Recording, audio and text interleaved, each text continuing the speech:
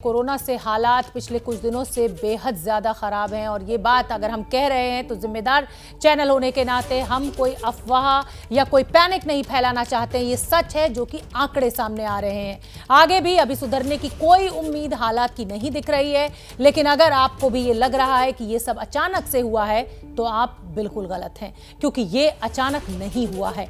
Virus के जिस mutation की वजह से ये कहर मचा है उसकी जानकारी अक्टूबर में ही आ चुकी थी, तो फिर इसे रोकने की कोशिश क्यों नहीं की गई? यही एक सबसे बड़ा सवाल है।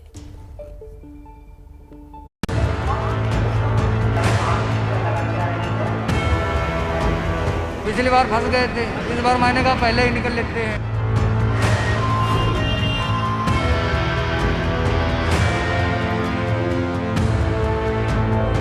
आपको पेशेंट कहाँ भर्ती है? हमारे घर में पड़ा हुआ, कहीं तो भर्ती हो नहीं पा रही है।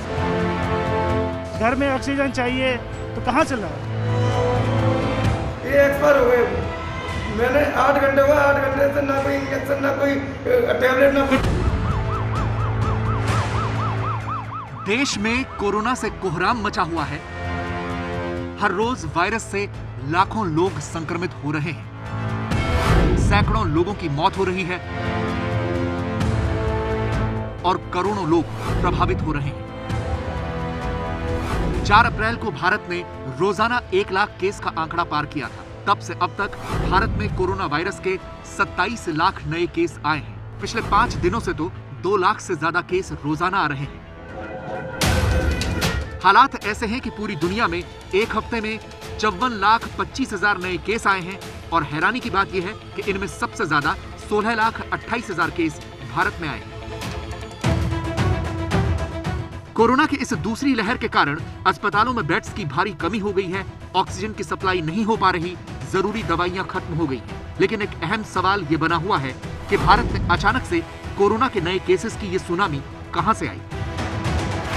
कुछ एक्सपर्ट्स का मानना है कि लोगों ने लापरवाही कर दी, जिसकी वजह से केसेस की संख्या इतनी ज्यादा बढ़ गई। लेकिन कुछ एक्सपर्ट का यह भी मानना है कि ये पूरा कहर एक नए वायरस से हो रहा है। कोरोना वायरस का ही एक नया स्वरूप आया है, जिसे नाम दिया है भारतीय स्ट्रेन या डबल म्यूटेंट वेरिएंट। तो क्या है ये double mutant variant? Corona virus जब भी इंसानी शरीर से होकर गुजरता है तो उसमें कुछ बदलाव या म्यूटेशन की संभावना रहती है। इन म्यूटेशन के कारण कई बार वायरस का व्यवहार भी बदल जाता है। ऐसे ही एक बदलाव का पता अक्टूबर 2020 में महाराष्ट्र से आए नमूनों में भारतीय वैज्ञानिकों को मिला था। उसके बाद से महाराष्ट्र अब भी देश का सबसे ज्यादा कोरोना प्रभावित राज्य बना हुआ है। हमने जो सैंपल एनालाइज किए हैं, अर्लीस्ट सैंपल अक्टूबर पे 5 अक्टूबर का सैंपल महाराष्ट्र का उसमें था। ये उसको दिसंबर में भी हमने देखा, जनवरी फरवरी, उसके बाद ये धीरे धीरे बढ़ने लगा। लेकिन अभी जो वायरस नया रिसेंटली यहाँ पे नया वेरिएंट जो आइडेंटिफाई किया गया है बहुत सारी लैब्स के द्वारा, उसको हम डबल म्यूटेंट बोलते हैं या 1.617 उसका साइंटिफिक नाम है। हो सकता है कि वायरस और एफिशिएंटली बॉडी में पहुंचे, और एक चेंज में से ऐसा है जिससे ये हो सकता है कि इम्यून सिस्टम को थोड़ा इवेट कर सके, उसको धोखा देके अंदर जा सके। सवाल यह भी है कि अगर डबल वेरिएंट का पता अक्टूबर में ही लग गया था तो आखिर क्यों इसके बारे में लोगों को समय रहते आगाह नहीं किया गया? क्या हमारे वैज्ञानिक और सिस्टम इसमें चूक गए? भारत में कोरोना वायरस ने फरवरी 2020 के बाद से तेजी से अपने पैर पसारना शुरू किए, लेकिन इस वायरस में होने वाले बदलावों को पहचानने के लिए जीनोम सीक्वेंसिंग की गंभीर कवायदें दिसंबर 2020 के बाद ही शुरू हुई, जब यूके वेरिएंट सामने आया। इससे पहले तक भारतीय प्रयोगशालाएं अपने सीमित साधनों और आर्थिक संसाधनों के साथ जीनोम सीक्वेंसिंग कर रही थी, लेकिन जाहिर तौर पर न तो उनको मिलने वाले नमूने पर्याप्त थे और न ही जीनोम सीक्वेंसिंग का ये आंकड़ा। महाराष्ट्र में जो म्यूटेशन मिला है वो ब्रिटेन और साउथ अफ्रीका में पाए गए वायरस जैसा था, और वायरस का ऐसा ही स्वरूप अमेरिका के कैलिफोर्निया में भी पाया गया था। बस फर्क इतना था कि भारतीय वेरिएंट ने ब्रिटेन, साउथ अफ्रीका और कैलिफोर्निया जैसे वायरस के स्वरूप को कॉपी कर लिया था।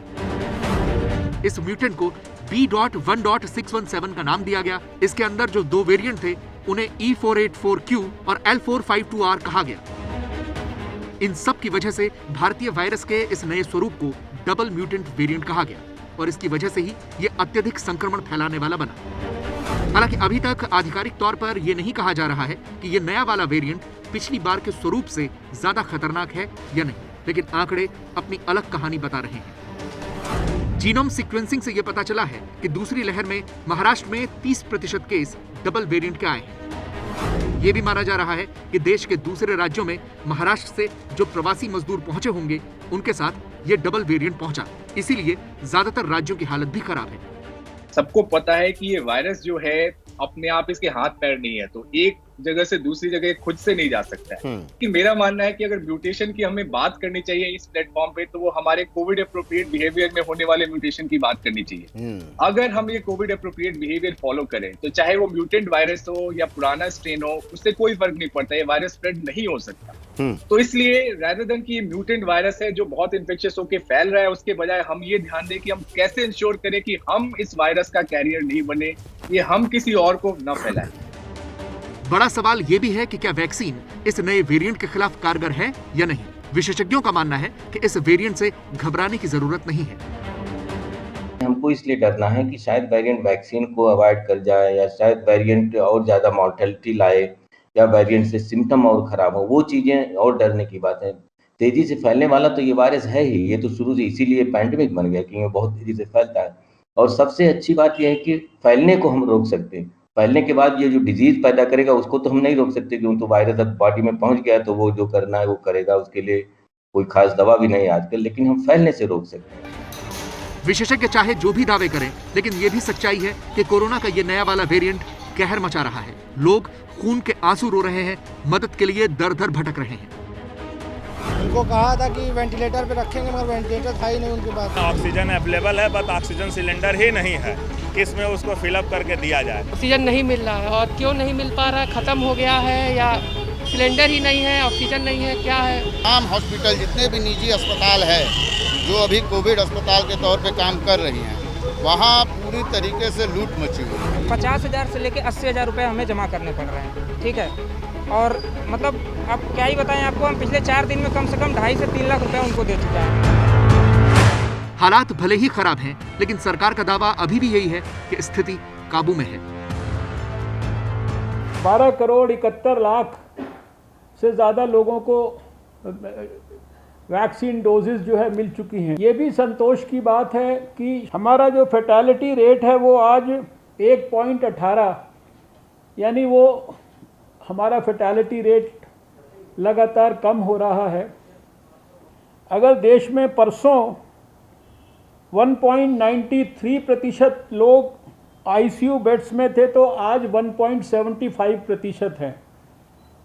और अगर परसों वेंटिलेटर पर 0.40% परसों भी थे, आज भी 0.40% हैं।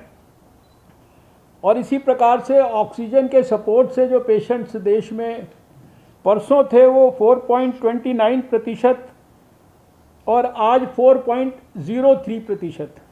हम स्थिति के ऊपर एक सिग्निफिकेंट कंट्रोल मेंटेन करने की स्थिति में है।